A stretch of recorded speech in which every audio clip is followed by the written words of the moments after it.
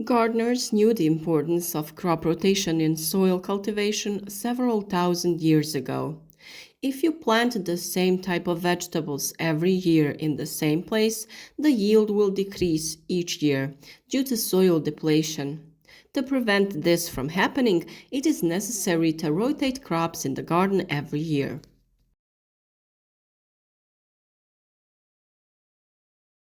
Crop rotation in the garden is an organized change of crops on the same soil.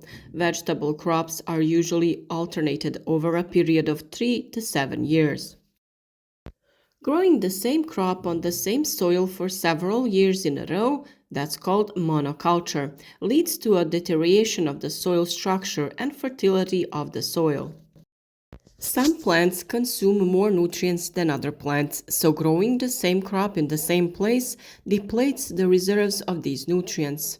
During growth, plants secrete active substances called phytoncides, which also leads to soil fatigue. The crop decreases over time and the quality of the grown plant declines. Plants from the same family shouldn't be planted in the same place for at least 3 years due to diseases and pests. This period is usually sufficient for pests and disease agents that remain in the soil to no longer pose a threat to that species of plants. For crop rotation, we need to know the plant families because if we plant onions one year, the next year's crop rotation cannot be garlic or leeks. Both are from the same family and are attacked by the same pests and diseases.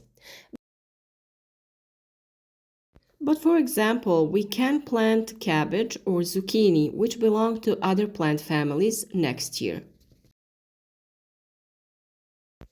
In addition, pests, diseases, and weeds when growing vegetables without rotation get a permanent place to live, better conditions for development and their spread, and greater opportunities to damage the crop.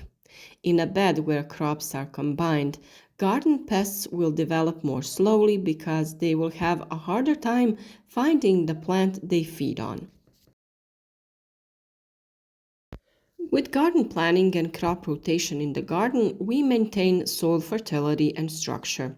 Pests are controlled. The possibility of plant disease is reduced. Erosion is prevented. Weeds are reduced. And biodiversity in the garden is enhanced.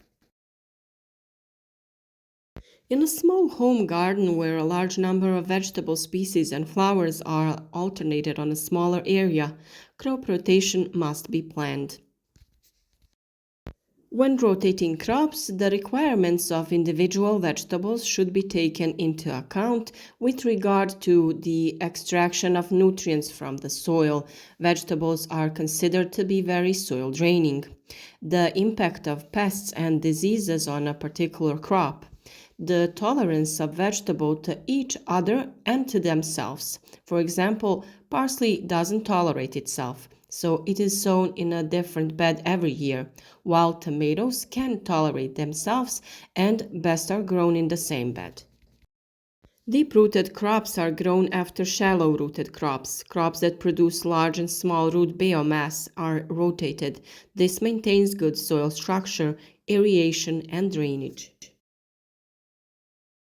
Shallow-rooted plants that have roots spread horizontally and draw nutrients from the surface layer of the soil include lettuce, radish, cabbage, cucumber, and melon. And on the other hand, we have deep-rooted plants. They consume food from deeper layers of the soil, and they include beans, peas, potatoes, tomatoes, carrots, pumpkins, turnips, and so on. Peas, beans, lentils, and broad beans enrich the soil with nitrogen and prepare it for subsequent crops. Builders and plants with large root biomass, which bind nitrogen from the air and leave it in the soil, are beans and peas and legumes. Corn and potatoes are soil cleansers. Usually crops that bind nitrogen are rotated with those that do not bind nitrogen or need larger amounts of nitrogen. Weeds are reduced by alternating leafy and root crops and cereals, but also by alternating spring and autumn vegetable crops. Sensitive plants are grown after crops that prevent the development of weeds.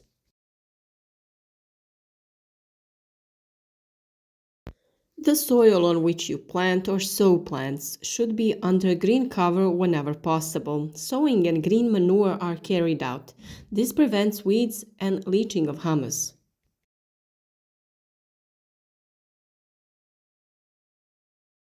The soil also can be mulched and treated with compost, organic fertilizer, for example, nettle fertilizer or banana peel fertilizer, vermicompost, and other nutrients like that. Vegetable crops are usually classified into three groups according to the amount of nutrients they require. We have demanding ones that are kale, tomatoes, leeks, cauliflower, broccoli, cucumber, potatoes, pumpkins, zucchini, celery, radish, and so on. Then we have medium demanding that are carrots, onions, garlic, beets, spinach, watermelon, peppers, kohlrabi, lettuce, melon, and sweet corn. And in the end, we have the low demanding vegetable crops that are beans, peas, parsley, most of the herbs that you can find in the list of herbs.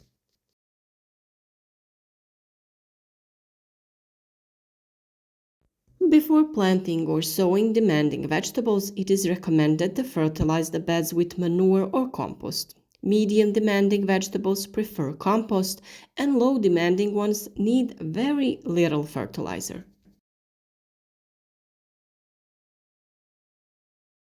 The practical side of the approach is the division of the vegetable garden into 4 or 5 parts. Different types of crops like cabbage and beans are moved from one plot to another so that they return to the same piece of land only every 4 years.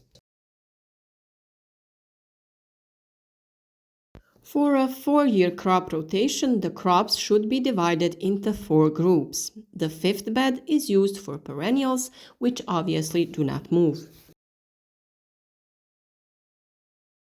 Make a list of the vegetables you want to grow next year and divide them into 4 different groups. Determine the planting location for each of them. Do the same for the following year, but move all the crops to a different plot. If space is limited, a 3-year crop rotation is also good. For example, for the first plot, we will choose peas, broad beans, green beans, and string beans. For the second plot, we will plant cabbage, Brussels sprout, broccoli, kale, radishes, turnips, and kohlrabi. And on the third plot, we will put onions, spring onions, leeks, garlic, sweet corn, zucchini, pumpkins, and lettuce. And for the fourth plot, we will put potatoes, parsnips, beets, carrots, white and black radishes, celery, and tomatoes.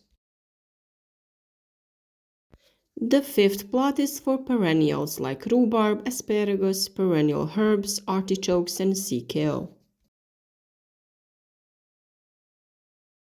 The procedure is that you need to choose the vegetables you want to grow and divide them into these 5 groups. The plots are numbered from 1 to 5. Draw a plan in different colors for each group. The fifth group is for perennials, of course. The following year, move the crop from each group to the next plot. As I already said, you can also plan a 3-year crop rotation. The garden is then divided into 3 parts, and the crops are planted according to their demand. That is, how much each one draws nutrients from the soil. For example, after the less demanding crops, plant the demanding crops, and after those demanding crops, plant the medium demanding crops. By rotating the plants, you get a 3-year growing cycle. With a 3-year crop rotation, it is similar to the previous one. Decide which vegetables you will grow and divide them into 4 groups. Draw the plan again and mark which group goes in which color and color it different colors. As with the 4-year cultivation, we will leave one color for perennials. This time, this will be plot number 4. The following year, move the crops from one plot to the next plot. In this way, simply rotate the plots each subsequent year. And this time, the vegetable crops are arranged a little differently. On plot 1, we will have peas, broad beans, onions, leeks, sweet corn, zucchini, pumpkin, and lettuce. On plot number 2, we will have potatoes, parsnips, beets, carrots, white and black radishes, and tomatoes. On plot 3, we will have cabbage, Brussels sprouts, broccoli, kale, turnips, kohlrabi, and radishes. And as we said on plot 4, we have perennials, rhubarb, asparagus, perennial herbs, artichokes, and sea kale. In a 3-year crop rotation, tomatoes grow in plot 2, along with root crops such as parsnips and carrots. In a crop rotation, rhubarb is planted in a perennial bed and can remain in the same place for up to 25 years. Different plant species within one family are attacked by the same diseases and pests, which is why it is important to know which crop belongs to which plant family, so that they can be rotated correctly from year to year. It is recommended to plant or sow plants that are compatible with each other together and to immediately plant or sow another suitable crop in any empty space in this bed. Lettuce and early carrots can be planted as an intercrop in each bed. It is really a good idea to write down when and where you planted or sowed each crop and when the plant grew, and similar information to come up with the best arrangement of crops for your garden. In addition to planning which plants you want in your garden, when organizing the beds, it is important to take into account the direction of the world where the crop rotation is located, how windy the area is, and how you will irrigate. In addition to plants influencing each other, they are also influenced by other factors such as soil quality, the amount of minerals and nutrients, clay and humus in the soil, and the presence of living organisms like ants, earthworms, insects, and voles. So it is best to experiment by yourself. By trying different combinations, you will discover which one suits your vegetable oasis the best. Today we gave you a list of vegetables which are in which family, so you can plan yourself how you want your garden to look next year. Of course, we will talk about all of these topics in the next upcoming period, and we will have a special video segment talking about which are good and bad neighbors in the garden. We really hope that you will stay with us in the upcoming period and that you will award our work with a like or share this video with your friends on social networks. If you want to share your experience, write to us in the comments, and there you can also leave all of the questions that you may have. We will try to answer all of your questions as soon as possible. Thank you for watching and see you in the next video.